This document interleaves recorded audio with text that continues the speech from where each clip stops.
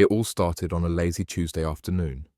I had just returned home from running some errands, the kind of routine trip to the grocery store that's usually uneventful. But when I pulled into my driveway, something was off. My mailbox, that simple steel box that had stood there for years, was locked, with a brand new shiny lock.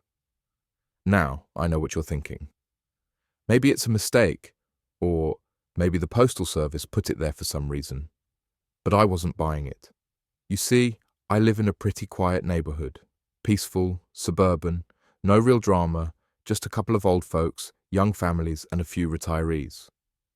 But there's one neighbor, let's call her Sarah, who's got this obsession with rules. She's the type to print out HOA guidelines and try to enforce them herself, even if they're not relevant. So, I walked up to the mailbox, trying to keep my cool.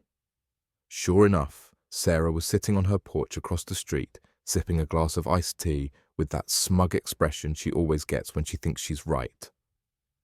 I made the mistake of waving to her, trying to be friendly. Her face lit up, as if she was ready to strike up some small talk. But I wasn't in the mood. I asked her, "Hey, why did you put a lock on my mailbox?" Her response was the same old rules are rules speech. Apparently, she'd noticed that I hadn't been collecting my mail regularly and that the mailbox was unsightly. She insisted that I had to keep it presentable or face fines. I told her it was none of her business, that I'd handle my mailbox however I wanted. That's when it got weird. She said something like, "Well, it is my business because I'm the one who makes sure this neighborhood follows the rules." And that's when I lost it. This wasn't her job. We all had to abide by the HOA, sure, but she was not the neighborhood enforcer. I turned to walk away, but she called after me, "You're welcome. I did what you were too lazy to do." At that point, I was just about done. I marched back to her yard, stood right in front of her, and snapped. "Are you seriously trying to control my mailbox? What's next? My lawn?" Sarah's smug smile faltered, but she refused to back down. "You'll get a fine. Just wait." I told her I'd be contacting the HOA about the lock and that she was overstepping, but as I was about to walk back to my front door, something strange happened. I heard the click of a car door. I turned to see another neighbor, Greg, driving by.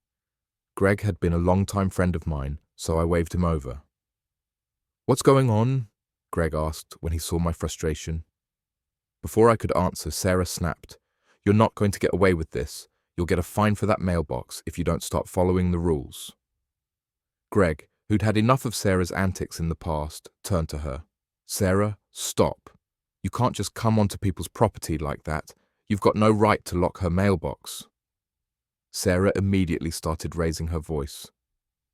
"This is my neighborhood too, Greg. If I don't enforce the rules, who will?" This turned into a shouting match. The whole neighborhood seemed to come alive. People were coming out of their houses, watching from their windows. Sarah got louder and louder, claiming that she was just trying to protect property values, that her actions were all for the good of the community. That's when the police showed up. I don't know who called them. Maybe someone had overheard Sarah's yelling and thought it was escalating, but it wasn't long before 2 officers pulled up in front of my house. I honestly didn't think much would come of it.